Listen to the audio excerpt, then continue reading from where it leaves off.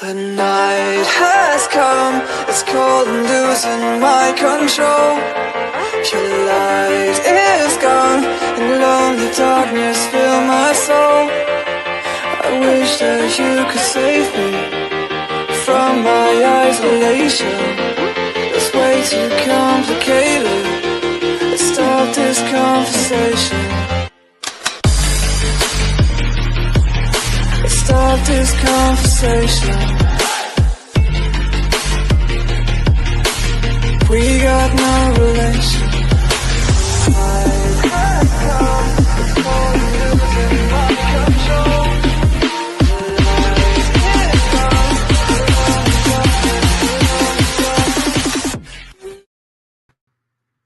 Hello, everybody. And if you're just tuning in, you're listening live or watching live, thank you for your patience. You got to love live shows. And sometimes when the software changes, that's what happened. Anyways, you're listening live to UFO Paranormal and United Public Radio Network. I'm your host, Lorilei Potvin. You can listen to the network on 105.3 FM on the Gulf Coast in the U.S. and Mississippi, and 107.7 FM out of the beautiful city of New Orleans, Louisiana, where we are actually broadcasting out of. If you like what you see, please like, share, and subscribe. Tell all your friends and family. We really do have programming for everybody on this network. It's not all just high strangeness and UFO-y stuff. I think we're well up to over 30 live hosts on the network. So we stream multiple shows daily, 7 days a week. We're not streaming live. The archive server kicks into the last 25 plus years. This network has been around, believe it or not. And so we are actually streaming live 24 hours a day. Now, our website is getting revamped. I hear there will be a chat room, and I hear through the grapevine even a merch store, but you could still find us on www.uprntalkradio.com.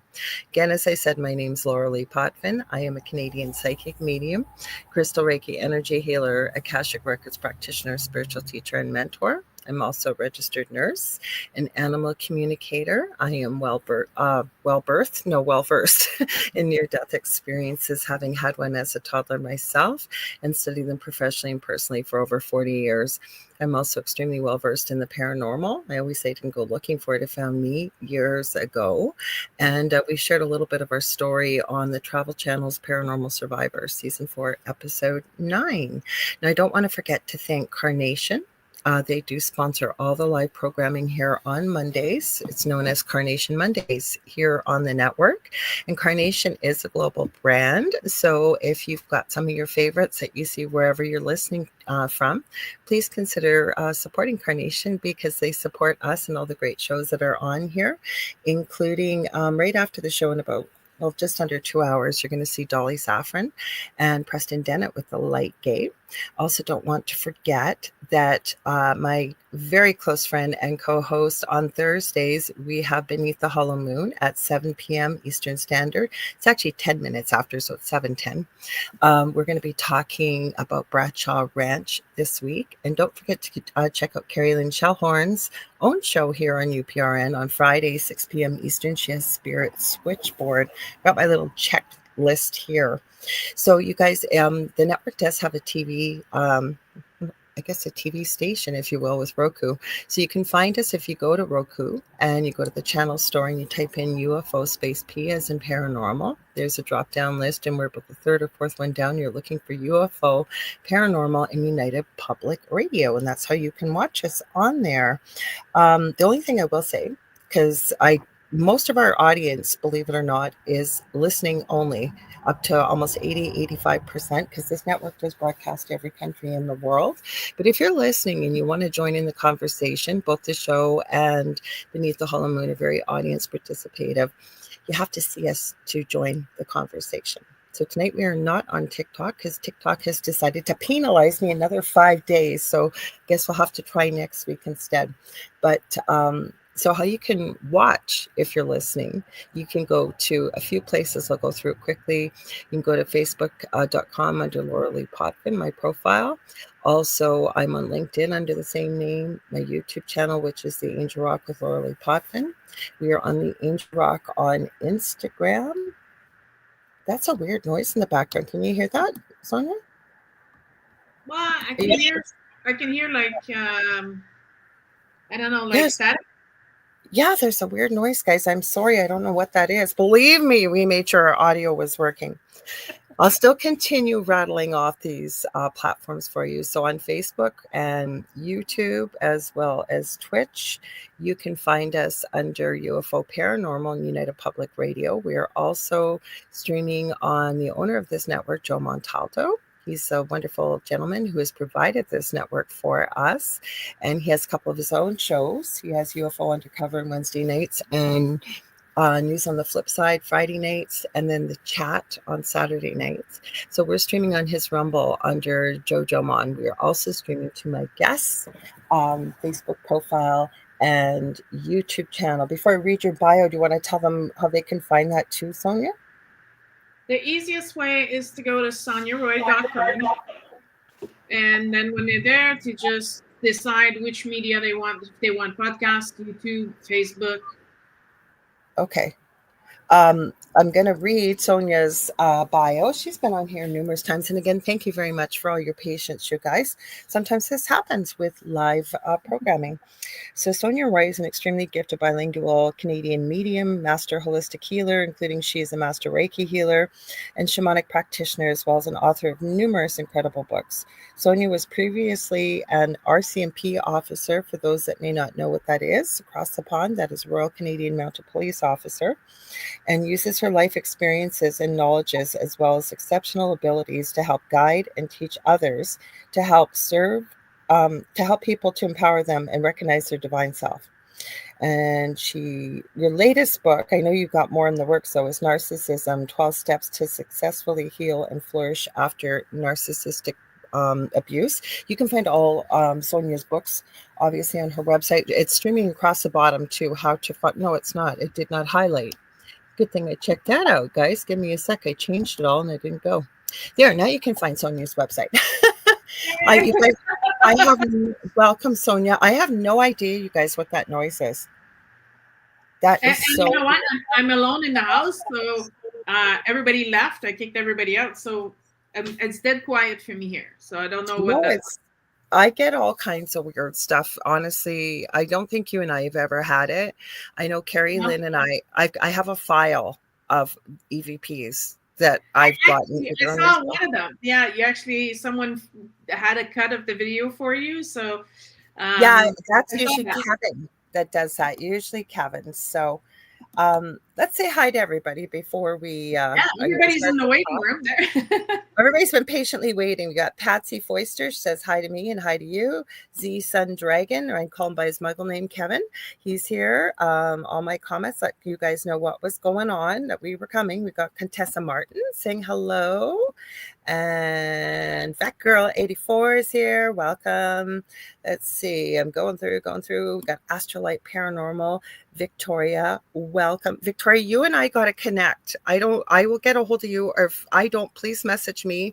I met her through Carrie Lynn. She's had Victoria. She's a Canadian like ourselves, both of us, and does paranormal investigation and all kinds of cool stuff. And I'm booking into like almost Valentine's Day now. So, but that's okay. It'll be here before we know it. Did you say? Oh, I was going, I don't have my glasses on. And I was reading Z Sun Dragon's comment. He was saying hi to Astrolite Paranormal, but without my glasses, it looked like Alf, ALF. And if you're old enough, you'll recognize that was a series with that alien life form Alf. I love that guy. So do I. We got Julie Jean Bassett. I always give her a shout out, you guys. She's an incredible animal communicator and healer. She's worked with me with my animals. I've taken her beginner animal communication course, which I know she just ran this weekend that just passed. I know you're also working, Julie, on a course for animal chakras and healing. So please keep us updated about that. But you guys, if you're having problems with your animals and you're not sure why they're doing something, or you're tearing your hair out, I'm telling you, Julie is a godsend that way, as well as she can work with pets across the Rainbow Bridge. She's also a shamanic practitioner, and she's pretty good at that too. So I've had a session with her in the past. And so if you want to check her out, there's 2 places you can. JulieJeanBassett.com for all the animal communication, and Whitetail Shamanic Healing for the shamanic things. So let's see if we got everybody here. Sounds like Kevin's saying it sounds like old school TV station when off the static. I don't know what it is, you guys. Yeah, it just sounds like static. I unplugged it. Yeah, and as soon as you stop talking, as soon as we stop talking, it stops. So let's hope it's going to stop. That's very annoying for you guys, and I apologize. Everybody's saying, oh, I've got Kirby's 100. Hello. Oh, we got Mish joining us from the future. She's over in Australia. Probably still in bed, Mish. Got your coffee? She says good day because it's Tuesday morning over there. Oh, Mish says that's where I got my sense of humor, was from Alf. And let's see, everybody's saying hi to one another. We'll just check Instagram. Oh, good. We're all caught up. So thank goodness we finally got on the air, Sonya. Yeah, I know, right? I guess you could have just gone on the air, did all that, and I would have caught up to you eventually. Yes, I was going to. Oh, Patsy, what did you type here? Sorry, she said Lorilei mentioned she was on Paranormal Survivor Season 4, Episode 9. Oh, it is on Roku. See, I didn't even know that. If you don't have that TV plug-in, you can still watch free online. Thanks, Patsy. Yeah, it's on YouTube. I think it's on Netflix, anywhere where there's episodes of it. And you guys will see somebody very familiar on there that I did not know at the time, because all they do is interview you. You don't get to speak to anybody else. You have no idea what they're going to do with the episode until you see it for the first time yourself. Like, I know it's on YouTube on a couple different channels, and they call in 2 professionals in the paranormal world to comment. And believe it or not, our own station manager and friend of mine now, Michelle DeRoche, commented on our episode, but we didn't know one another back then. Oh, really? Yeah, small world. Oh, yeah, Mission contests are talking about coffee. They always talk about coffee, the 2 of them. So I'm never worried about having you on. I know you very well. You're a friend of mine. Plus, we are never at a shortage for what to talk about. And you mentioned something very interesting before we went live. And I thought, why don't we start there? You had mentioned talking about Bach flower remedies. And I don't even know, some people will know about them. I know Julie would know about them, Julie Jean Bassett. Do you want to tell people, like, because there's some people that don't even know anything. They're just tooling around on YouTube and happen to jump in and say, oh, this looks interesting. So what are they and what would we use them for? I know, but for the people that are listening. Well, first of all, what I find very interesting, because sometimes in our line of work, people are like a little skeptic, right? They're like, that's a bunch of woo-woo. How do I know that it's going to be effective? How do I know this is going to work? And I like the Bach flowers because they were created by an actual doctor, Dr. Bach. Hence why it's called the Bach flower remedy. Now, this gentleman lived 70 years ago. He created the system. So he lived in England, and he lived in the big city. And he was diagnosed with cancer, and he was told that he was going to die in a few months. He got, don't quote me, but I think it's 9 or 10 years more or something, a long, long time beyond what he was told. But he moved out of London and started to spend more time in nature. And he wrote poems. And in the poems, he says, nature talks to me. I hear the trees whispering. I see the... I think that in his poems, he literally tells us, I was able to communicate with trees and flowers. And they told me that if I were to use their essence, they would help me feel better and heal. So he worked as a doctor, an immunologist, and an homeopathic doctor. So he tried quite a few different things. And he felt that everything in nature exists to help us. And we don't need to create anything because everything's already there. We just forgotten how to use these things. So then he went on to say that it's never meant to be complicated, which I totally agree. My grandmother taught me everything I know, and she always says, keep things simple. You don't need to complicate things. You can't make it stupid simple, but keep it as simple as it is, as possible. And so he wanted to create a system that everyone could have in their household and be able to use, and it wouldn't be dangerous, and it wouldn't be any overdose possibilities. Even if the kid grabs one of the bottles and pounds it back, nothing's gonna happen, right? And the remedy is composed of 38 different flowers. So you got 38 different flowers that are associated with specific emotions. Like, for example, you're afraid of clowns. Well, you would use the flower mimulus. However, if you're an overly anxious person and you don't have a particular fear, but everything makes you anxious, then you'd use a different flower, aspen, right? So the idea is to, with all these emotions, Dr. Bach said that's what makes us sick. I agree. And I obviously agree. I do And because the basic is we're made of energy, correct? So when we have strong emotions, we disturb these vibrations that compose us. And if these emotions tend to last, like anger, resentment, hatred, whatever, they eventually throw us off our vibrational path. So in the same way that crystal work, these Bach flower essence realign us with the correct frequency and allows us to restore our balance and return to health. So obviously it's nice if you can use the flower before you get super sick, but you can't say, okay, well, I have eczema, what kind of flower would I put or what would I use, right? Because that's not an emotion. So we have to dig a little further and say, well, before the eczema developed, what were you feeling? What happened in your life? And, so we need to explore the emotion of a person. And then we can select 6 to 7 of those remedies and we put them in a little bottle. Hang on, let me see. Do I have it somewhere? Yeah. I've had many. I'm going to grab something while you're grabbing yours. I pull it out. Okay, so right here is an example of these flowers. So I know the people listening to us and not seeing us on videos can't see this, but those are the basic 38 flowers come in individual bottles like this. So what we do is after we talk and we examine what emotion is really triggering you and what's preventing you from feeling balanced, then we mix all this in a dropper bottle, and it's super easy because you just put 4 drops 4 times a day. So you can have it in your morning coffee, in your orange juice, in your water bottle, and I have seen some amazing results. So, okay, so I've used a lot of them when I used to see a homeopathic, naturopathic doctor years ago. And I'm so glad that you've explained that because believe it or not, nobody has ever explained that it works with the emotion. They've, Really?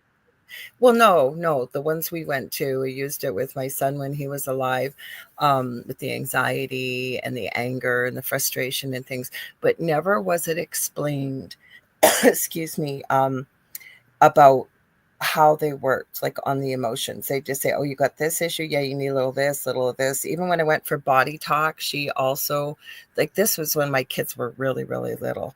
So, and for some reason, I just remember the name. I know it's not a flower essence. The one thing I will credit that naturopathic doctor, though, when my son Justin was alive and he was younger, and he wasn't verbal in particular, he used to have a lot of problems. Like, he was never mean, but he'd get so frustrated and angry and he'd be into a rage. Like, they even were able to develop a 5-point reading scale with him.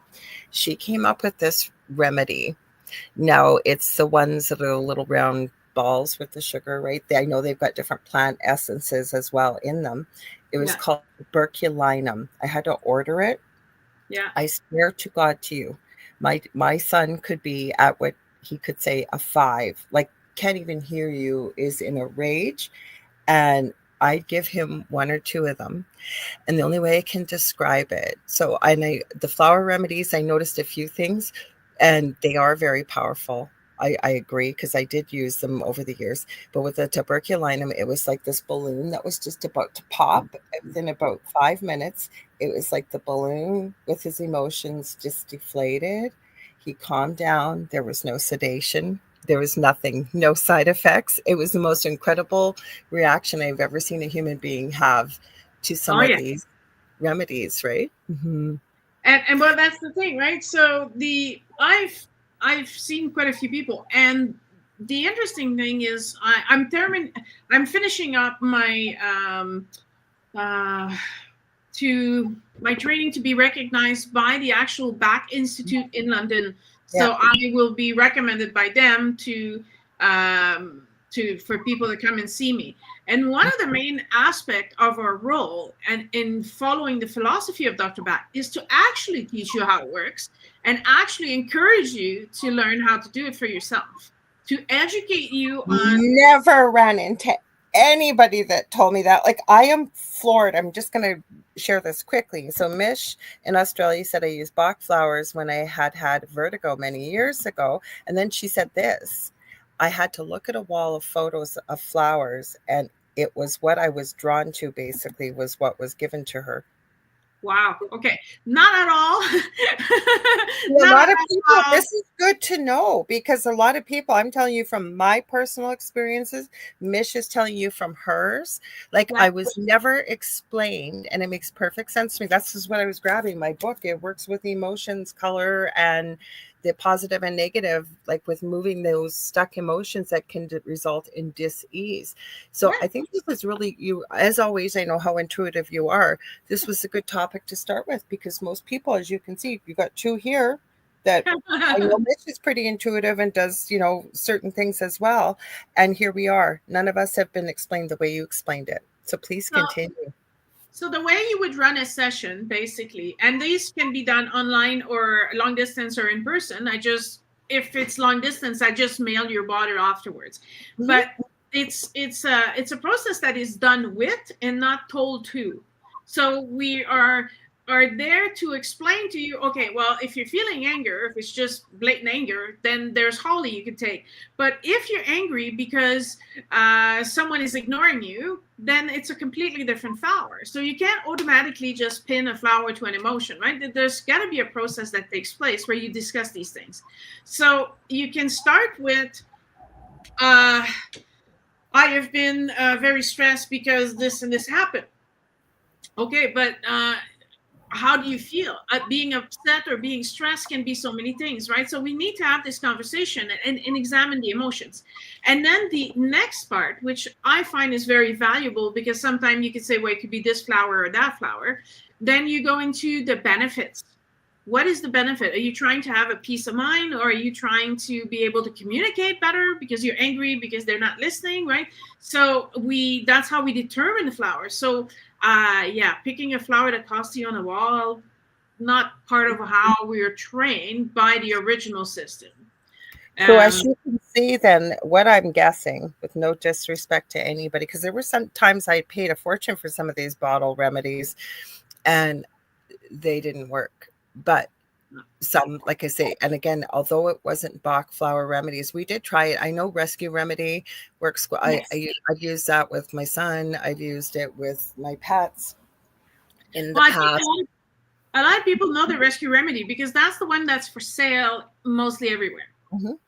But the advantages of meeting with someone who actually has been trained properly is that you get a remedy specific to you in your situation. That's what I was just going to say. It sounds like a lot of people are dabbling, if you will, because to me, this is the first time I've heard this.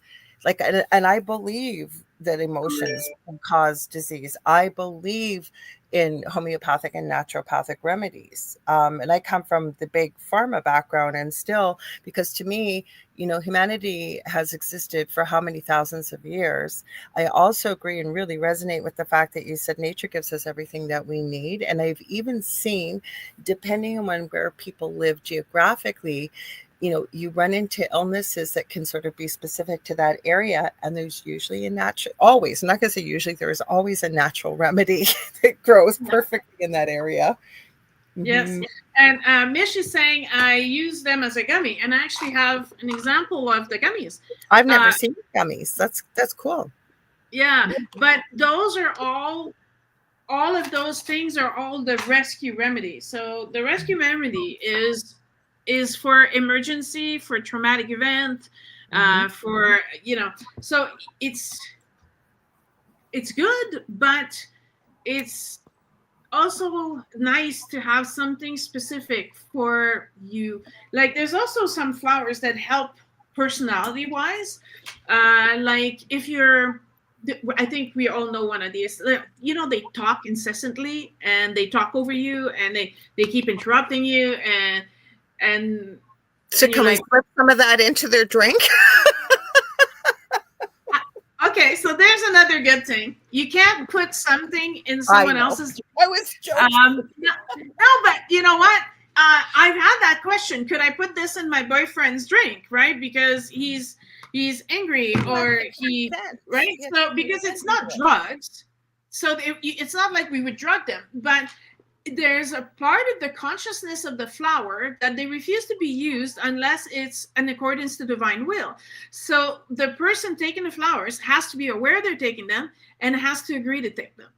So if you'd like to slip, let's say your mom is a little bit forlorn and depressed and you'd like to boost her mood, you're full of good intention, still wouldn't work. They need to know how, what's happening to them. And it's very interesting. Just Yeah, but as it's the same thing when, like, you'll get people coming for a reading or a session, and I don't want to know all the information. The least I know, the better. I know you work that way. Most of us do. But then, I've had people come to me and say, well, I want to know what's going on with my daughter, and I want to know this, and I want to, and it's like, could I go into her energy field? Yes. Would I? No. Because first of all, to me, that's like walking up to a door and breaking in and helping myself. And I think that's with anything that we do. You can't force something upon another person, right? It should be all based on free will and that they're consenting and they know what's happening. Because like you did mention something really important. There's no side effects, right? That's right. So even if, and I mean, you just need 4 drops, right? But it's diluted because when I mix the remedy, it's not this whole bottle, right? It's a part of this that goes into a bigger bottle. So, but even if I were to drink this up straight, it's still not, it's a waste because they're not cheap, right? It'd be a waste because all you need is a few drops. You don't need the whole bottle. But other than that, it's safe for pregnant women, for children, for elderly. And some of them have very interesting, they can still help physically. Because the reason why you're having physical issues is because it started off with emotion. So it's a pop can. You can open it, but once it's open, let's just read that for the people listening. So Mish is asking, is your tin, which Sonya just showed, if you're listening, for the rescue remedy, she says, is your tin a pop open tin? And Mish is adding, it took me ages to work out how to open it. But once it's open, it doesn't really close back. Or at least I'm not pushing it all the way down because it is hard to open. But yeah, so as you can see, it's near me, and that would be my first go-to. Okay. Go ahead. I was just going to stop you for just one sec. Sorry. Patsy Foister saying you must have psychic integrity, right, Lorilei? I guess integrity, but I think it's just sort of the law of the universe. Even as a nurse, I'm never going to force something on somebody without their consent. And I think it just has to go with empathy and compassion, as well as maybe integrity, not even psychic integrity, but integrity and, do unto others as you'd want done to you. And I know I would not want somebody doing that to me. So have you got anything to add to that, Sonya? Because I think that's important. Well, I don't know about the psychic integrity, but definitely when I'm teaching any of the stuff that I do to people, I talk to them about ethics, right? Yeah, there's ethics. You don't need to be having a huge organization behind you to tell you how to act. You should have a certain you should have certain rule that you need to respect and others and the way they're progressing, and also not pushing what you think is best on them. Right, so they need to be part of the process, and that is a way of integrity. Not so much maybe psychic integrity, but integrity, ethics, things like that, right? And again, I think what we're not taught though is that as much, because a lot of people come from a good place, right? Like maybe they see someone they love really struggling and they think, well, I can just do this, it'll help them, but not recognizing that we're all here for a different purpose and we all go through what we go through it's an individual journey. Now you can have people around you, but again, you can't force your will or beliefs, even if you think you're coming from a good place, is where I'm going with that. Yeah. And that's the thing, right? So the idea is that also maybe, let's take an example. My mother died. I almost felt relief, right? Because she couldn't eat, she couldn't talk, she was almost a zombie, right? I felt like she was in pain, but the doctor tells me, well, she's not in pain. I'm like, no, but she's drugged up, so she can't be feeling great, right? So it's almost a relief at that point when they can't get better and they're just, it's time for it to stop, right? And I remember saying, well, universe, if you're not going to make her better, then take her now, right? So, but for some other person will lose their mother and they'll feel very differently. So with the back flowers working off of emotion, I can't assume that everybody will feel the same way I did, even though the situation is the same. Yeah. That 15 different people could lose their mom, but they have 15 different emotions. Some of them might be angry because, I don't know, she left them in death and left them scrambling, right? So if it's a child that lose their mom, well, they're not they're thinking about themselves. They might be scared. They might be, right? So, and that's why I think that's another reason why the back flowers wouldn't really work unless we can actually explore that. And the exploration is part of the healing. It's part of making you understand, okay, you have these feelings. For how long have you had these feelings? What can we do to change these feelings? So the back flowers assist you in overcoming the imbalance, but then it allows you to step into action and fix the environment that you're in that's causing these negative emotions. Plus, I think a lot of people, I love that you said, the exploration's a big piece of this, because a lot of people may not recognize what the root issue is. And I love that, like you used eczema, for example, which is a physical problem. But when you start getting down to the roots of it, and again, that's why I love this book too. It can help getting into, like, I love what you said, what happened before you had the eczema, but also getting into the emotion behind what is a big one for me is fear. Because a lot of people that are very angry, for example, right? And when you really get down to the root of it, I'm not going to say all the time, but there can be many times where it really is fear, but it's exploring what the fear is of that's causing the anger, right? Exactly. And even though you may have similar situation, like I said, you'll react differently. So I firmly believe that beyond the anger, below the anger, is always where you were hurt. But you can be hurt in so many ways. Again, I can't assume that it's the same thing for everybody, right? So yeah. Hi, Heidi. I hear you. So and it's a simple system. So once you can understand how this works, you could by yourself start doing this for yourself. The only thing is that if you're just doing it for yourself, the whole kit kind of costs about $700-800 to get, all the flowers, the whole kit, the 38 flowers. I could see that. So sometimes it's worth reaching out to someone who actually can do the mixes for you, and it's and then you see if you're really sold on it, then, or you can start buying. Oh, sorry. Go ahead. Sorry. Well, you can start buying them as you need them, right? So you don't have to. Oh, sorry. What I was just going to say, now it makes so much sense why a lot of times I didn't really feel any difference or why it didn't work when, like, this was years before me doing this type of work. I understand now exactly why. Because I never got down to the root of what the emotion was. I just dealt with the physical problem, thinking exactly kind of what you just said. Just because somebody say, like, I've a chronic pain sufferer, right?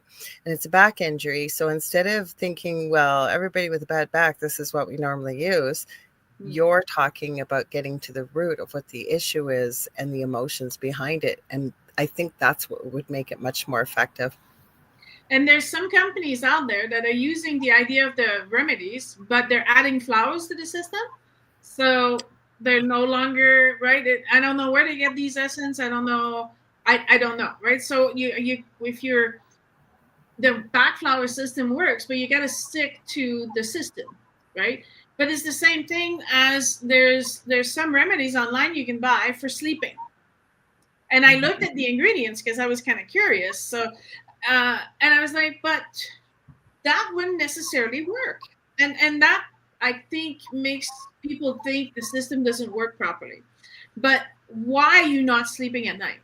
Are you sleeping? Are you not sleeping because you're worried about something? Or are you afraid of the dark? Or are you afraid you're going to pee yourself because your bladder is not working as it used to be? So all of these would be different flowers.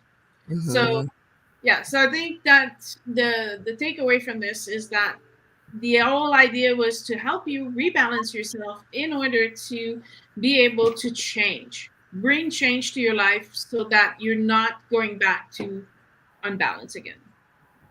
Okay, so with that being said, then my question is, so once you've treated what the issue is with the Bach flowers, does that mean that it's resolved permanently, or could it be reactivated from, say, you're in the same scenario that keeps causing the same issues? Is where I'm going with this. Like, is it a lifelong thing that you would be taking it, or do you understand what I'm saying? So, unlike medication, which hide your symptoms, and so in order to continue hiding your feelings, you kind of have to keep going with the medication. The Bach flowers, it doesn't work that way because there's I would say, introspection that takes place and an awareness that you're gaining, at least with an actual good Bach practitioner. You gain an awareness of this emotion is caused by this situation. So let's say, for example, you have to go to court to defend yourself against a ticket. Well, that can awaken a series of emotions, but those events are not necessarily going to repeat themselves. So you can take temporarily the Bach flowers just to relieve yourself until the event happened, and then you don't have to deal with that anymore. It's not something that you do weekly. But let's say it's the policeman who's writing the tickets that has to go to work once a month to deal with all the people who contest his tickets. He could be feeling, being put on the spot, and that's going to be repeating every month for him. Yeah. So the idea is that you can take the Bach flowers while you're working on a solution. So while you're having the issue, you take the Bach flowers, and it helps you face the event that you need to face the meeting you need to go to. But eventually you have to ask yourself, how can I resolve my stress and my anxiety? Well, I need to be more confident. Okay, well, who with experience could help you? Could you write, like for me, when I do an intake with a client, I have everything written down so I won't forget a step, right? So what can I do to make this better? So it allows it to give you time to fix it so that eventually you don't need the flowers anymore because you found a solution. Okay, because I was thinking, okay, so like say take grief, for example, which has many different stages, right? And there's no set rhyme or reason, there's the 5 stages of death and dying by Dr. Elizabeth Kubler-Ross, and I always call it, should just be called the 5 stages of loss. And you see this when someone is grieving. Grief has no timetable, but there's anger, there's denial, there's depression, there's acceptance, there's a whole bunch of different stages, and you may think you've moved out of one, and then something completely innocuous happens, and it's like you go 5 steps backwards and you're angry again. So and I know this is a really complex thing, but a lot of people do go through so how could we work with you with something like that? Well, first of all, hang on a second. The bottle that I prepare for people lasts about 2 to 3 weeks. Right? So it's not something that's good for 6 months to a year. And after 2 or 3 weeks, if you're still, like a grieving situation, it might extend, but you might, have different cycles. So we can meet again and say, so now how are you feeling? Have you handled, had someone recent, they had to get the death certificates, they had to mail them in, they had to close the bank account, right? So there was a completely different kind of emotion and stress that was associated to that. Now that was all done, they kind of find a quiet space, and then they were overwhelmed by their grief because it was the first time they actually had time to feel those. right? Mm-hmm. So that would be a completely different set of remedy because we're dealing with a completely different situation emotionally. At first, they just needed to go on. They needed energy. They needed courage. They needed focus. They needed to sleep better. And now they need to cry their eyes out, but they need to not fall into a depression and not be completely Right. overwhelmed. And in some cases, I don't know about most people, but I think I had 4 days off if someone close to me would pass away when I was working. Now, when my mom died at the beginning of the year, I gave myself a month, and that was not enough. Right? So if I had to go back to work after 4 days, I would have been so lost. You know, how would I have been able to function on a day-to-day job and full hours, and while I'm still grieving this massive loss in my life, right? Mm-hmm. So the remedies in this situation would assist you, keep you together, because unfortunately, not everybody can take a whole month off to grieve and go through the Well, it process. sounds like it would be more of a long-standing treatment plan. Like I'll use myself for example. I believe I was probably in a state of shock for the first 7.5 months after my son passed away. I had a dream.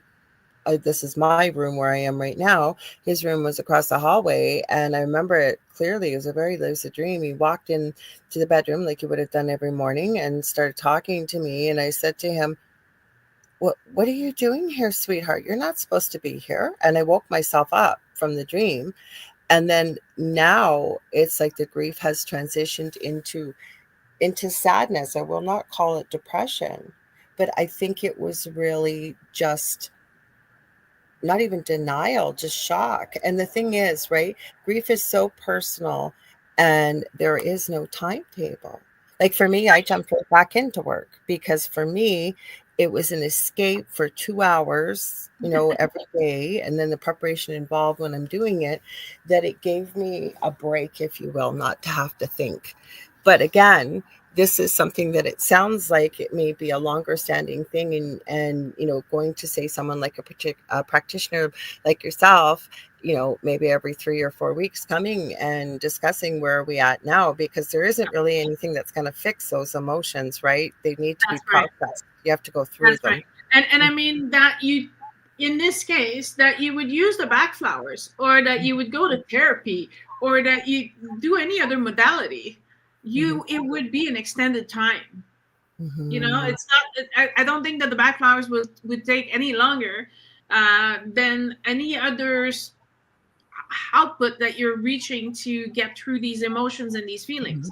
And again, as long as you go through the emotion, it doesn't really matter which modality you're going to use. The importance is that you go through the emotion. You just don't just shut down and bury yourself in your work and you avoid it all the time, because that's just a delaying time bomb, right? But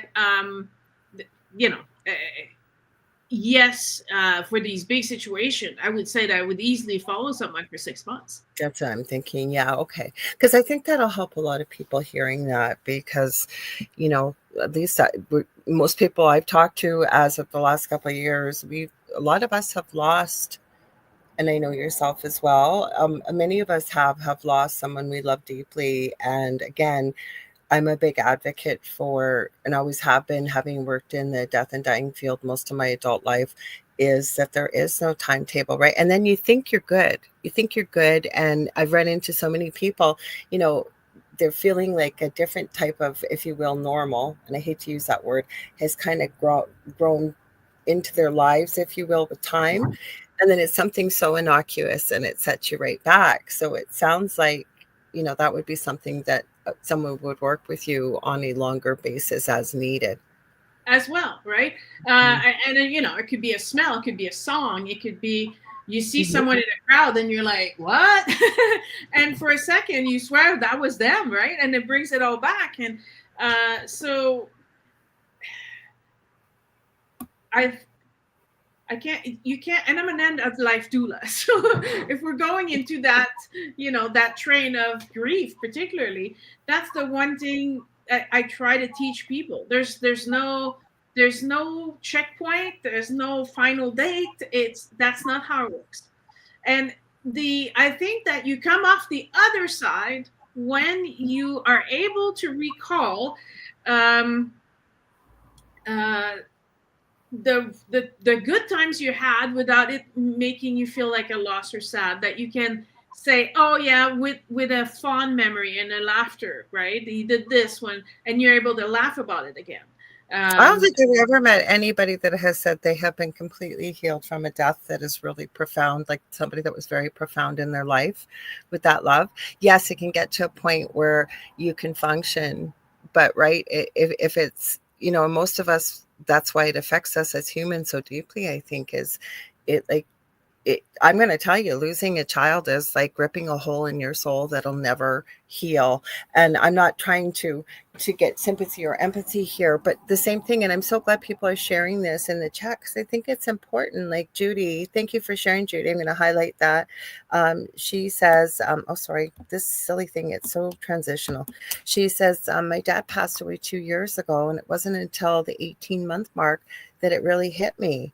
Like, and again, there was a series that was put out by the UK. It's probably going on almost 10 years ago now. And what it was talking about death and dying, and how as human beings, that's the one thing we don't talk about. And I'm not trying to be morbid here, but none of us are getting out of here alive. And talking about birth should be just as natural as talking about death. And we don't, right? Because we don't know. A lot of people, I feel that both of us working as a medium, we believe in, we know there is an afterlife. We know this. Definitely. But there's a lot of people that don't. So there's a lot of fear, right? And, when somebody is an integral part of your life, not even just a child, but somebody that you love that deeply. I don't know. They were showing, there was one part of the series where they were showing what grief is like, this big squiggly kinetic ball of energy. And then they were showing, as time goes on, a different, and I hate the word normal, but a different type of normal starts to grow around that ball. And maybe you can make it a little smaller with processing in the best way you can. And if you can't, yes, I agree, we need to reach out and look for help. But I don't think it ever goes away. And I'd love to hear your thoughts on that, because, right, we're missing them. Now, I'm not talking about yourself or I, because we know that we can connect to the other side, but there's a lot of people that don't feel that. Mm-hmm. One of the things that I've had to help someone with is that they felt pressure from their environment. It's been a year and a half. Yep. That's enough. Mm-hmm. Get over yourself. But then you have Judy that says it hit me at the 18 months mark, right? So why would anyone tell you that you've cried enough now? You can. Nobody should ever tell somebody that. And I find it's usually people who have never experienced a profound loss. Or the other thing is, people get very uncomfortable because they don't know, if I say the person's name, I don't want to make you cry, and it gets awkward, right? People don't know what to say. Victoria shares here, Astrolight Paranormal, I lost both my parents only 10 weeks apart in 2014, and it's still a healing process. And I do want to express to anybody listening or watching live or on the replay, my deepest empathy and condolences if you've suffered a profound loss as well. Mm-hmm. None of these losses are easy to go through, but you also don't just lose the person, you lose the rest of it, right? So for example, in that case, she was a young girl, he died in a car crash. Well, mm-hmm. She not only was grieving his death, she also had to grieve the fact that they were about to get married, and now she's not getting married, and they were planning on getting a family. Future. Yeah, so they were going to buy this house. They were going to have these children, and they were real things. It's not like we'll have children 10 years from now. They wanted to wait until they were married, and then we're going to start trying right away. So she's mourning the fact that she doesn't have a family. Right? So there's so much more than just the death of a person. Like for me, and I am a medium, and I know there's something in the afterlife. So I don't feel grief maybe in the same way that a lot of people do, right? Because I know there's something after. I know I'll see them again. The person I knew and loved didn't dissipate, right? They're still there. They're just not in the physical body anymore. So I can't hug them, and I can't I can't share a meal with them, but I'll eventually be with them again.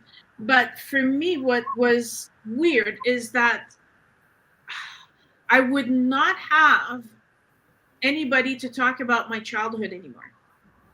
Mm-hmm. I can Yeah. still talk about my childhood, but nobody is left to share. They shared these experiences with me. And support you in the way that they were when they were here physically. And that really hit me for some reason. You know what I mean? And it's not that I lost my brother, I lost my grandpa, I lost my dad, I lost many people. But me too. Many people. But when you have these profound, deep, and not that you didn't love the people. So I'm trying to get that clearly. I don't even know if I have the words to explain it. And then again, you almost feel like, because we do know there's an afterlife, we know we can communicate with our loved ones. But then I always add, you know what? Any of us, if you had to choose $1 million or having them back here physically, every one of us, I think, would say I'd rather have them back here physically, right? Yeah. And but each grief also will be different. And I think that's very important, right? Because like we're saying the same thing. You're saying, well, a person that really mattered to you. Well, my dad also very mattered to me. But as opposed to another person, I had resolved my conflict with my dad. I was at peace with my dad. He, I had the time to say goodbye to him before he went, as opposed to losing someone in a car crash, completely unexpected, right? So we can't quantify it. We can't qualify it. The only thing that we can do is be supportive and be patient. And if they cry, don't tell them stop crying when it's okay. You tell them, yes, it hurts. Go ahead. When people, I guess they like having their grief around me, because I just sit there and I'm like, go ahead, cry. Mm-hmm. And then after, a bit, I said, do you need me to do anything? Would you like tea? Do you need more Kleenexes? And until they're ready to talk about it, I just create this space for them to be sad, to be doing the ugly cry. And well, I think, and I've tried to teach both my boys, wasn't so easy with the youngest, but the eldest in particular, that when people are grieving, what happens is when they need, you always say when you go through crappy stuff, you sure know who your friends are. That's true. The other part is that when you need the people that support you and care about you, and you're a friend or someone who's going to be there for someone, is not, of course you want to be there when it happens. God forbid you want to be there when it happens. But what happens afterwards, and I had this happen to me, but a month after, well, you've had a month now, get back to work. Come on now, like I need this, I want this, I want this, I want this, right? And try and explain to people, my son just died, I need a little bit more time. Well, why? Well, it's been a month. But my point is, right, is what I wanted to teach him is, it's when you show up 6 months or a year after this has happened to somebody, that's when they need you, because everybody else's life goes back on with normal, right? That's when, and you know what, if you don't know what to say, just to be there. Or if you're close enough and you go to the person's house, maybe they needed some groceries picked up but didn't get out of the house, pick them up for them. Or maybe there's some dishes that be done. Say, hey, I'm going to make some tea, and while you're there, wash a few dishes. It's anything to help, and just being there, sitting with them, or giving them the opportunity to talk about their loved one. Because a lot of people, and I'm not saying, like, you and I understand a little bit more about this and we work with this, but a lot of people will not even say the loved one's name, because it's very uncomfortable for people when they start to cry, or, and I've talked to so many people, professionally, mainly, and personally, that it's almost like they feel like their loved one is forgotten because nobody wants to say their name, because it's and I often see that in children. Because that's one thing that you don't put in my intro, that I don't know if you know this, but my specialty when I got out of university was children's psychology. I think you told me that. Yeah, I took some child psych in school too. Mm-hmm. And so what I found is the kids will say, well, nobody talks about my brother anymore, right? Mm-hmm. And so because no one else talks about it, they feel like they're not allowed to talk about it. And so, but the kids have, it would make me feel better to talk about my brother or sister that I lost, right? So, but not everybody is going to reach the same place at the same time. And that's why I think it's so difficult with grief, is that it's so unique to the person living it and who they lost, that we can make suggestions, we can be supportive, but there's no perfect answer. And There and isn't. Like something Mish. Oh, go ahead. Sorry, and I'll read Mish's comment. some like someone would say, and it's a thing I've heard, well, at least they had a long life. Right? Oh my God. Or even a pregnancy loss. Well, just be glad, you can get pregnant. You can always have another one. Like, people say the most, I'm telling you, and again, having worked in this field my whole life, as have you, I'm sure, with what you've done, you've seen lots of it, close to you, not close to you, in your line of work, everything else. And people just, they just, the things I said, I could write a book on the human condition of the things. And I just kept hearing from Spirit, hold space, give them the grace. Like, they're really trying here, not recognizing some of the things like a lot of things that people said were just like, I cannot believe it just came out of your typewriter. I mean, your keyboard or your mouth, right? It was mind blowing. And yet they're trying their best, because Exactly. being so uncomfortable, we don't have a book on what is okay to say and what's not okay to say. So, you've heard your parents say, my condolences. So you're like, my condolences. But to me, that always felt so empty. It didn't feel like it came from my heart. Right. So, but that's me. Whereas my father was perfectly okay. He didn't want to get emotional. He didn't want people to trigger him. So my condolences, a handshake. Okay, keep moving. Don't trigger me. Right. So, but yeah, so we just need to be, you got to just muddle through it. Yeah. And that's what Spirit, like I say, and I've said it a few times on the show, after my son Justin passed away, it was a couple of days later. And I remember saying to Spirit, I hate how I'm feeling. I hate this. It was such a foreign feeling. And I'd gone through many family members dying, like an uncle that was like a brother. Like, I could go on and on and on. And I said, I need a little help here. And the advice Spirit gave me was, first of all, to hold the space and have the grace for yourself that you would for anybody else going through this. And the only way through this is through this, meaning you have to feel the emotions, you have to process them. Some days there's going to be good days, days there's going to be bad days, and that's okay. Because, right, a lot of us don't give ourselves that grace. And like you said, or if you have to go back to work right away, or whatever that may be. And again, and again, I can only speak from raising children. I don't try to tell people how to be when somebody has passed away, but even just being there, just the presence of just showing up. People say things like, I know how you feel. No, you don't know how I feel, right? And I'm not saying that from even just a personal perspective. Is one of the things we learned even as nurses when we were going through university. Never say to a patient, I know how you feel, because you don't know how somebody feels, right? Yeah. And that's exactly what I said with the back flowers, right? You will feel the situation is the same. You put 5 people in the same room, they all lost their son. Well, but no one's going to feel the same. Some people are going to feel angry at the doctors because it was a surgical error, right? So you can't assume. And the best thing you can do is to be supportive and loving, and just hold that space for them. Not just give the space, but hold it for them, so that they know that they don't have to rush through it. They're feeling heard, and they might have to do that a few times, and it's okay. So I'm going to read what Mish wrote here, and then Kevin. So Mish, wait, where did I lose that comment? Hang on. Hi, Mort. I did say hi. I don't know if you heard me.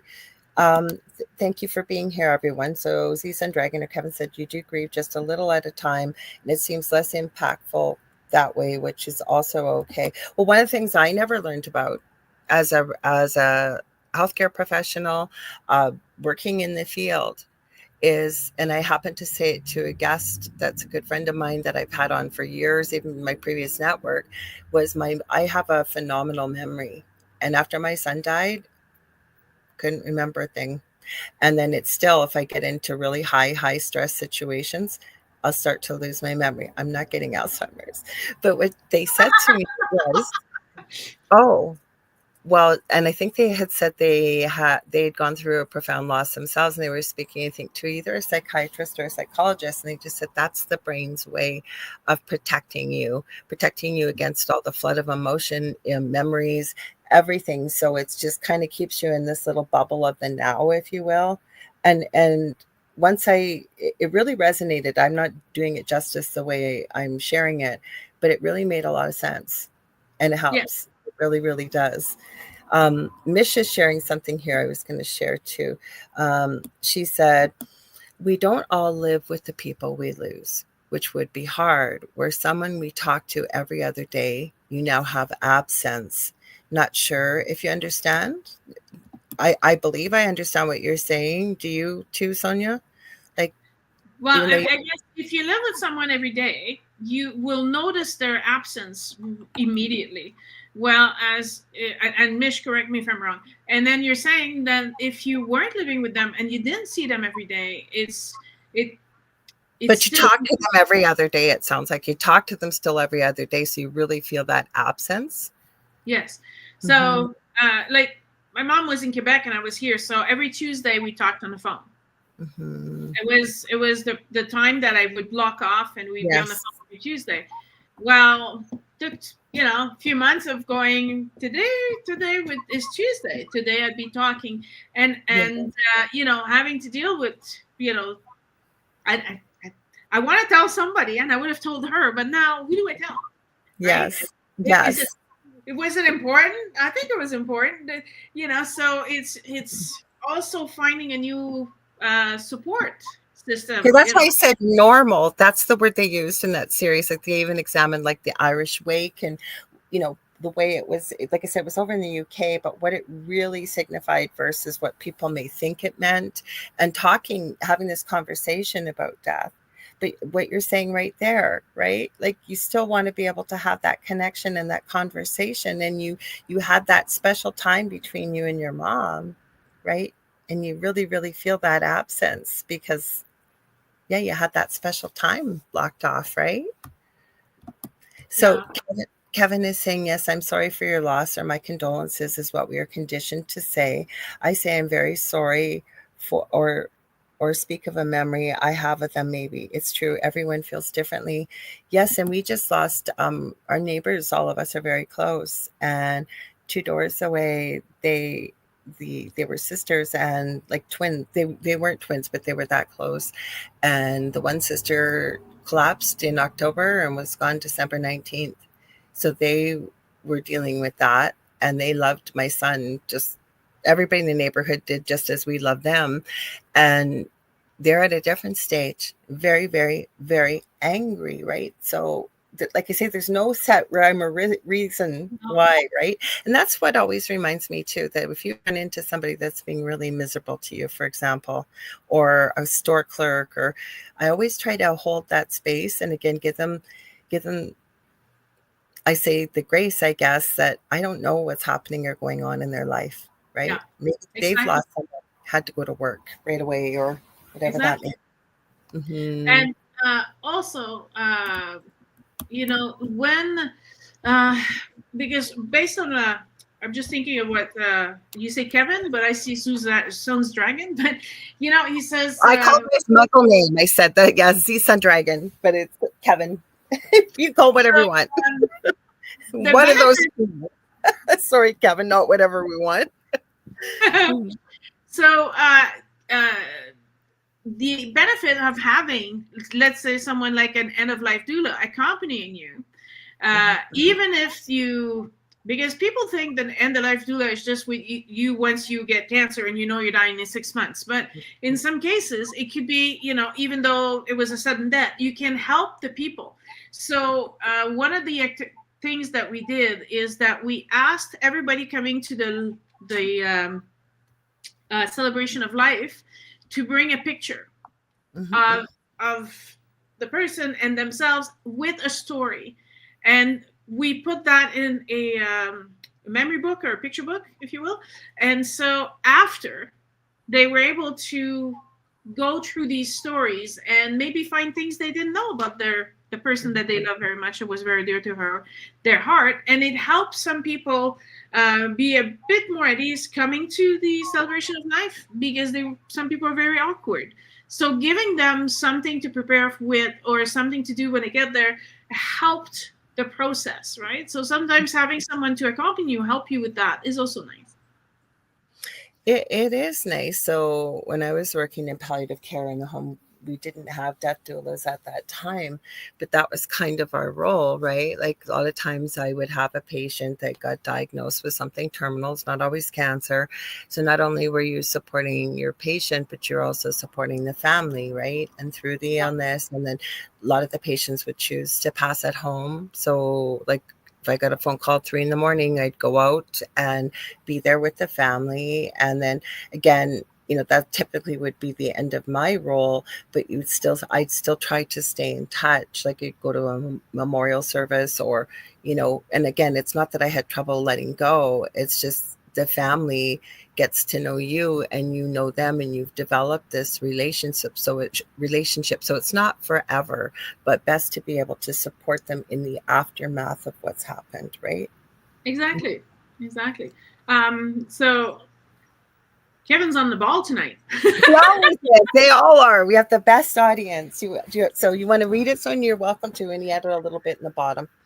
You don't feel so alone in your memories when others share what impact your loved one had on their life, and that's a bit of the alone in your And so I think that's a bit of the idea behind the activity I proposed, right? So knowing that it gives meaning to the life of your loved one. They had a huge impact in other people's life as well, so other people will miss them, and maybe that creates a connection that after the original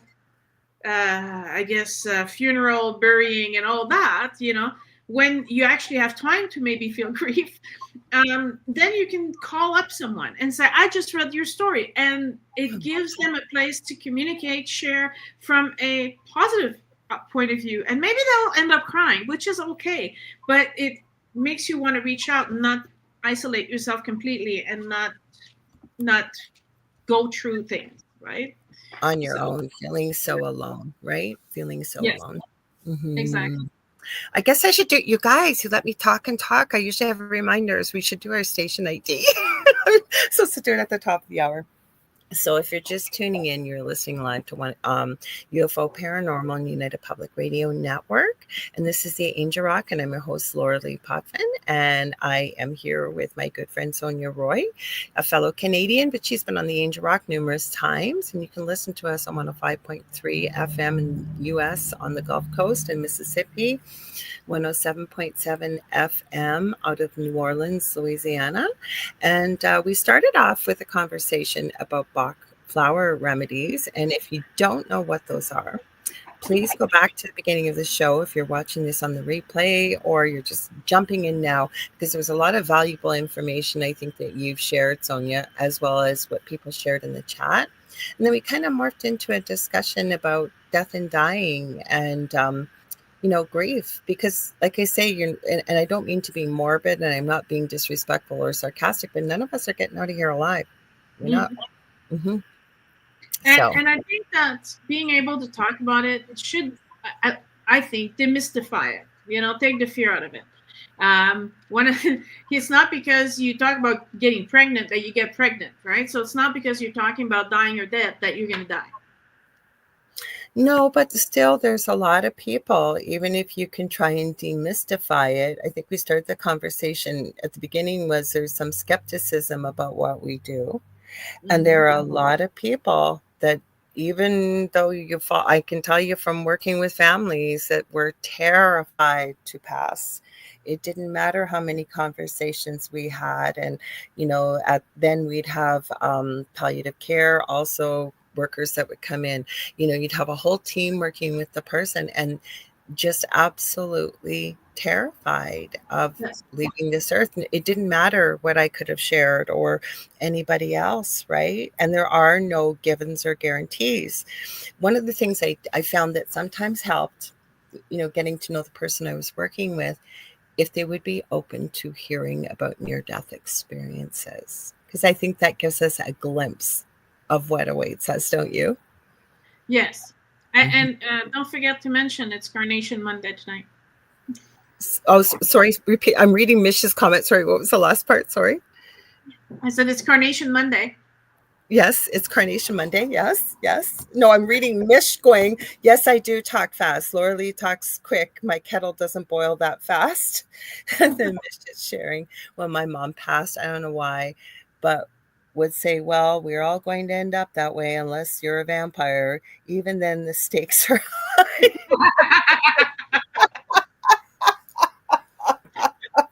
Guess what movie I watched last night, you guys? So I went to my son, my eldest son. I had two boys. So my eldest son does drag part-time. And we had something like Comic-Con here on the weekend, but it's called ThunderCon because I live in Thunder Bay. So there was a drag. Okay. So I went to it and to support my son. And on one of the breaks, he says to me, Mom, have you watched K-pop Demon Hunters? Oh, yes. I love that show. It was so great. Okay. So I said, and I don't think he thought I would know. And I said, it's on my list. So I watched it on the weekend, hooked on the soundtrack from the music from it. It's amazing. So I was watching that and had a great time watching it. And then I went, I'm going to watch Underworld.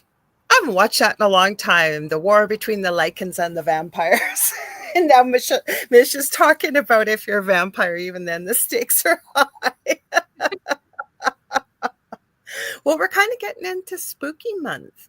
So yes, it is. Yeah, it's around the corner. Definitely. So I'm curious. We talk a lot, and they comment on what we're saying, but do they have any questions that they would like to squeeze in there and ask us? And I'm open to just about anything. So the Bach or the medium or the end of life doula or, energy, anything. Whatever. Mm-hmm. So anything that's appropriate. Nothing in my audience wouldn't do that, but still, gotta put that in there. Just like I said, you can call Kevin whatever, and then I heard, no, you can't call him whatever. It's either Z-Sun Dragon or Kevin. So I'm glad you thought of that. I don't know what Mish says, but I thought it was funny. No, you're not a weirdo. No, you're not. You fit in perfectly here with all of us. None of us are weird. We're unique. I like that. I usually tell people you can't surprise me. There's nothing you're gonna say that's weirder than whatever. That's what I usually say to people when they go, "Oh my God, like you're gonna think I'm crazy when I'm gonna tell you what I'm gonna tell you," and I always say, "Try me." Right? I'm not going to talk at this point. Just go ahead. Okay. So, well, while we're waiting for some, Victoria says that's definitely something my parents would have said too, Mish. So she's talking about her comment. So do you guys have any questions about anything like that? Feel free to put them in the chat. You guys know you're always welcome to leave them. But I guess today's the first official day of autumn, is it not? But yesterday, maybe 21st? I wasn't sure because sometimes I've heard it was the 23rd of September. And my ex-mother-in-law, that was her birthday. And then today, I kept hearing people say, today is the first official day of fall. I guess it would be spring in Australia, right, Mish? Or did the dates change slightly? I doubt they do, but I shouldn't assume that. But so I don't know. And every other season change, like summer, isn't it June? Is it 23rd. June 23rd? Okay. 21st. And then it's always June. Yeah. It's why unless it's changed, but it used to be always on the 21st. So it's March 21st, June 21st, September 21st, and December 21st. Okay. And those are usually lining up with the Celtic calendar or the Wiccan calendar or the Druidic calendar, which have the equinox and the what's the other one? There's equinox and Astrolight Paranormal Victoria says yes, it's Mabon fall equinox today. Mish is saying in Australia, and I've heard the days seem to shift depending on who you talk to. I swear, so in Australia today, the 23rd, it's spring. And Mish said, suddenly it feels warmer. LOL. So yeah, and then you have all leaves on November 1st, and you have February 1st, May 1st, and so but originally back in the day, it was the 1st and the 21st. Yes, that's what I thought too. And then all of a sudden it seems like the days shift, right? So I don't know. We're heading into a new season. I put my fall my fall wreath up today and some of my fall stuff. Yes, I figured it was time. So I didn't do my usual really, really big fairy garden this year. I just did a little one. So I thought, and I'm not really in the mood for Christmas this year, but I'm going to do it. So I'm working on Christmas stuff already, Halloween stuff. I get some big news. Oh, what's that? I'm getting a grandchild. Yeah. Yeah. Oh my gosh. Congrats. You guys, we didn't have time to talk before we usually do. And so, oh my gosh, congratulations. When does the little one come? Well, she says he's due November 20th, but I'm pretty sure it's going to be November 21st, 22nd. But so I'm actually going to be in Quebec, and I'm going to be playing baby until December 16th. So when I come home, I don't know if we'll have Christmas, because I'm gonna arrive in December 16th, and I might be a little late to start decorating or whatever. But yeah, so I don't know. I'm so excited. I'm so excited. Do you know what they're having? A boy. Which I called it. Yes, I knew you would. And you're going to be right around the date too. Okay, now my dog is coming as we're talking about a baby. No, I'm not pregnant. But it was very interesting because I'm already having dreams about him. Okay, go ahead. I already see him coming, pop into the house, and and I always said I don't want to be called grandma, and he's like, Mama, and I'm like, okay, maybe that's what he's gonna call me. But at this point, I don't care what he's gonna call me, because I'm gonna be so happy that we're gonna spend time together. Oh, so I'm over the moon, and he was planned, we was prepared, right? So he's growing up, even in the oven, full of love and appreciation. Aww, that my eldest was like that. I was always told both were. My youngest was a very wonderful surprise, but my eldest, I went through infertility. I went through all kinds of stuff. He knows the story. And then I kept that. Back in the day, they had this diary book out there you could buy and put your thoughts. And I gave it to my son, still has the biggest giggle.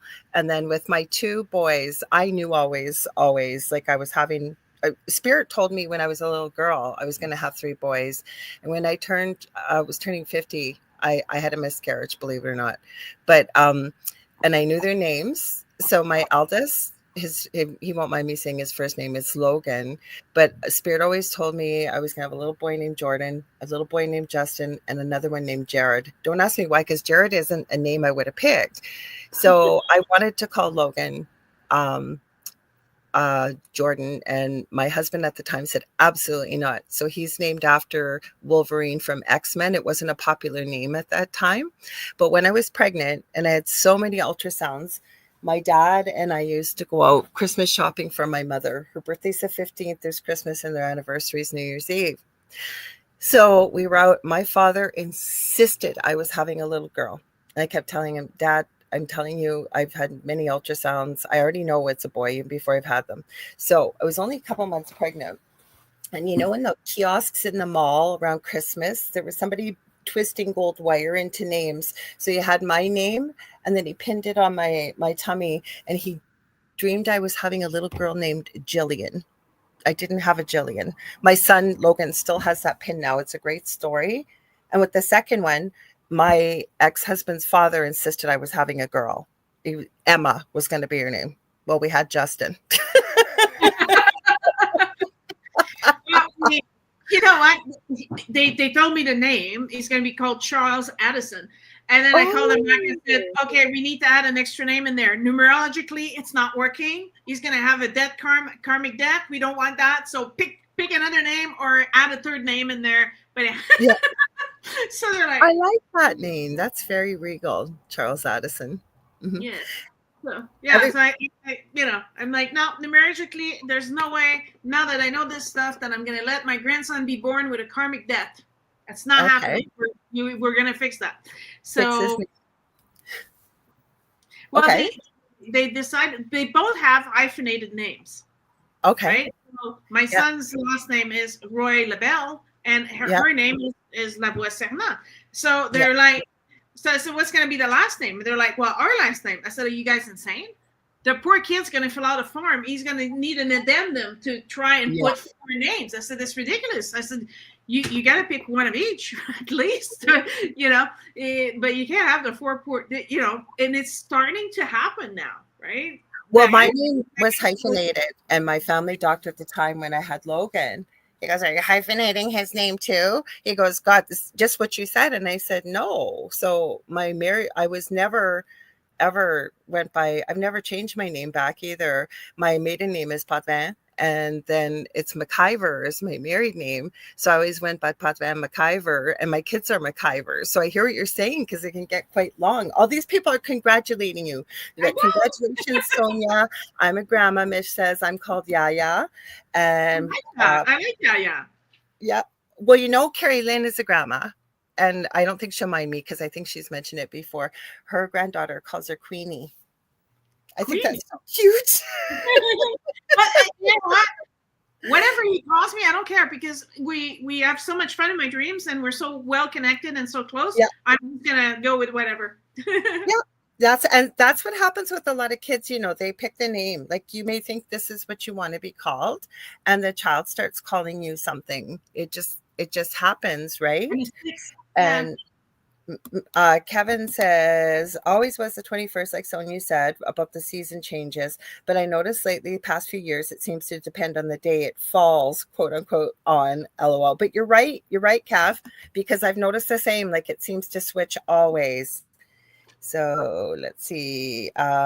Mort is saying suggestions on opening up to receive messages from a past family member. And then he's saying congratulations. So are you asking Mort what might help to open up to receive messages? I think that's what he's asking.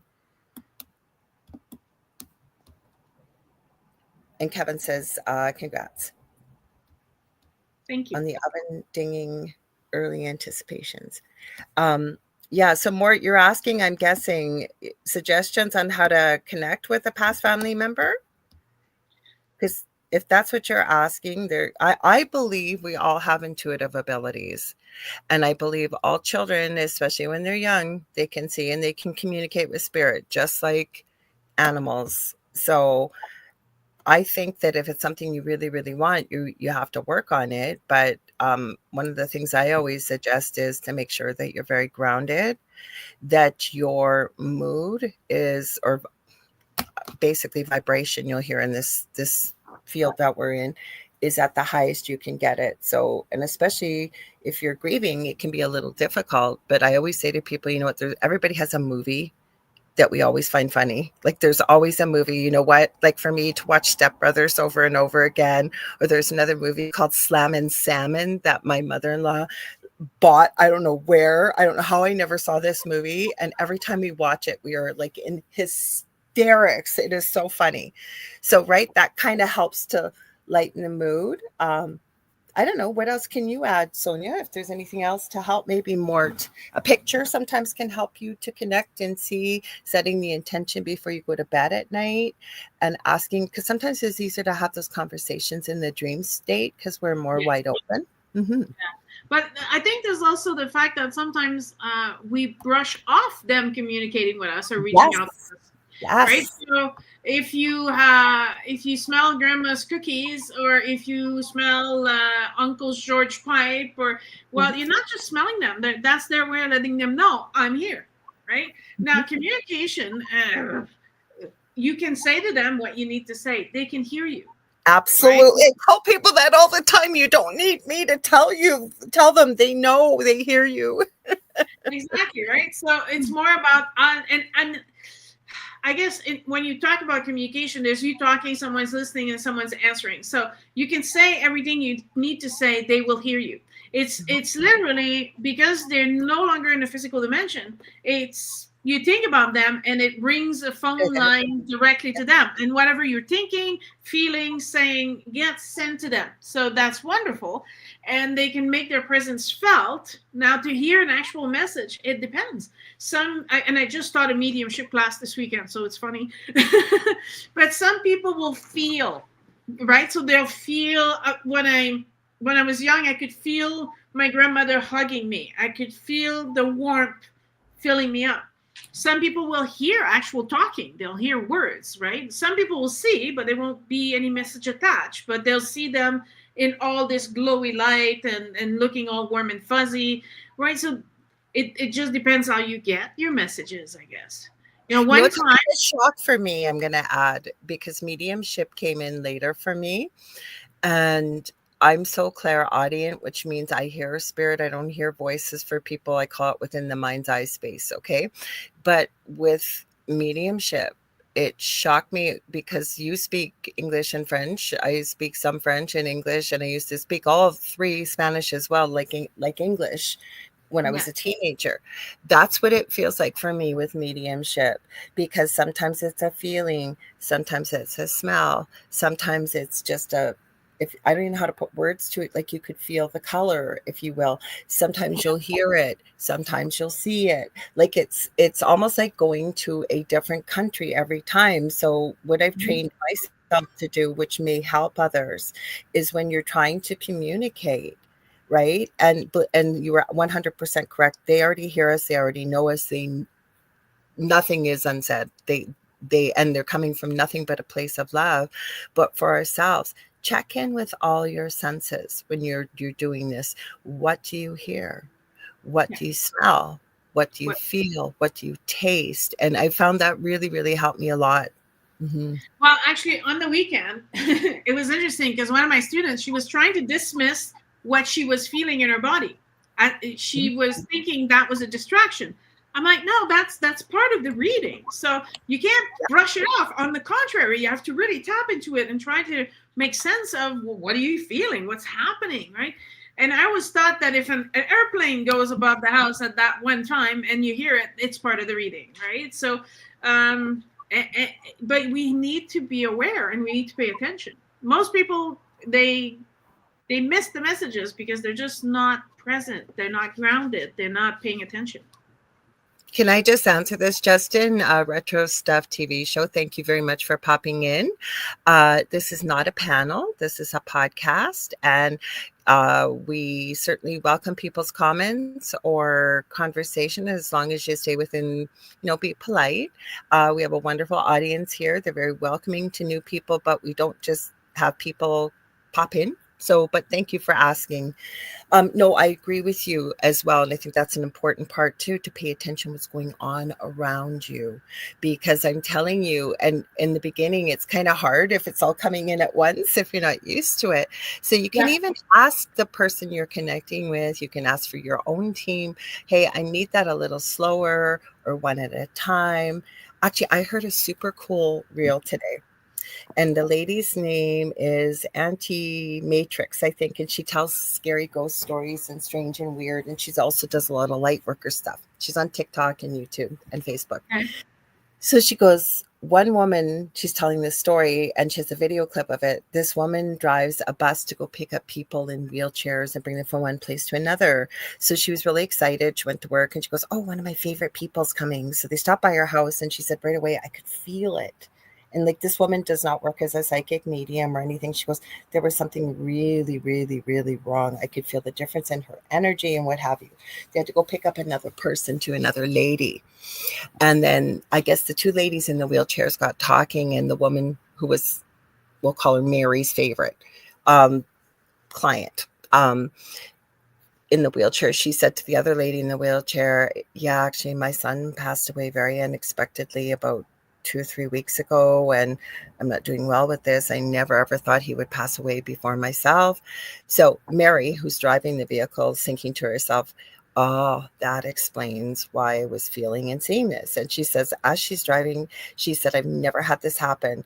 She heard this voice say, hey, can you deliver a message to my mom? And at first she kept ignoring it. And he goes, I still feel it go away. deliver a message to my mom. So she's not talking out loud. And she goes, okay. He goes, tell her to check the shoe boxes. There's money in it. And she's thinking as she's driving, they drop off the other lady. She's going, I can't just say this to this lady. I don't know her that well. And she goes, all right. She's making a deal with whatever she's hearing in her mind. If I'm meant to tell her before we get to the destination, I need to see the word shoebox. So she's driving along. She's right before the mall where she's dropping her off. She looks to the right. There's a big blue bin. And I think it had the word shoe on it. She goes, that's not good enough. Doesn't say shoebox. She looks to the left of her and there's something else that says box, right? Like she goes, okay. And she goes, I felt like an idiot because I've never had this happen.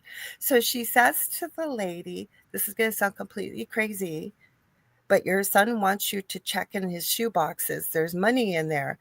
The lady then thanks her profusely, says her son has a ton of shoe boxes because he used to love shoes. And then she says, actually, my mother, when she passed away, I was going through her things and I found this hidden envelope with my name on it. There was tons of money in it. So she was meant to deliver that message. She said it never happened before and it hasn't happened since. But here she did. She listened to spirit. Well, he wasn't letting up, it sounds like. Yeah, you can hear me. You're screwed. The minute they know, right?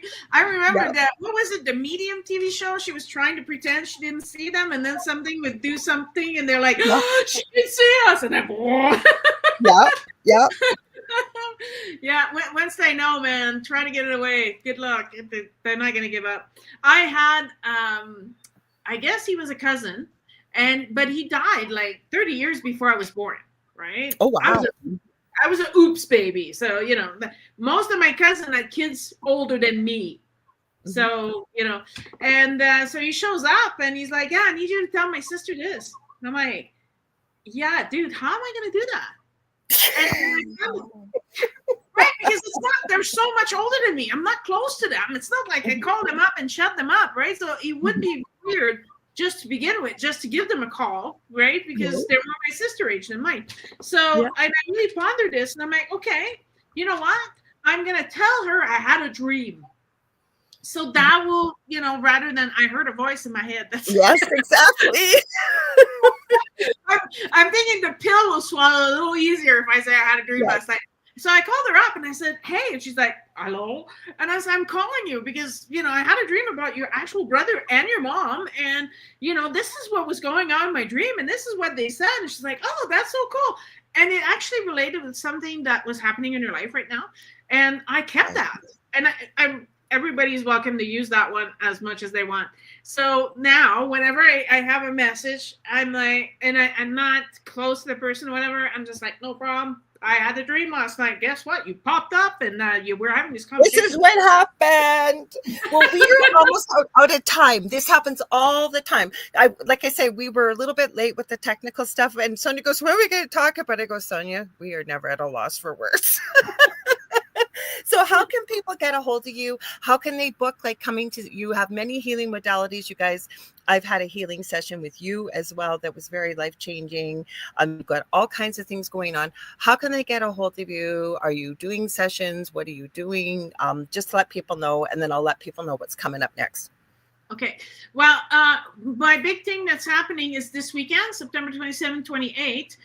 We're having this massive annual spiritual and metaphysical fair that we're putting together in Drumheller, Alberta, Canada. So if you're in the area, it's we have 14 different speakers, so conferences.